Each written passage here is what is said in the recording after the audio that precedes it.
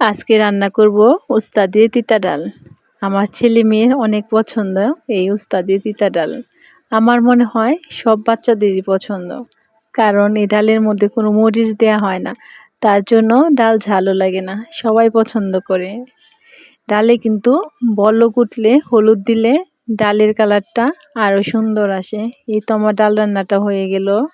এখন করব আলু দিয়ে বাদাম দিয়ে ভাজা।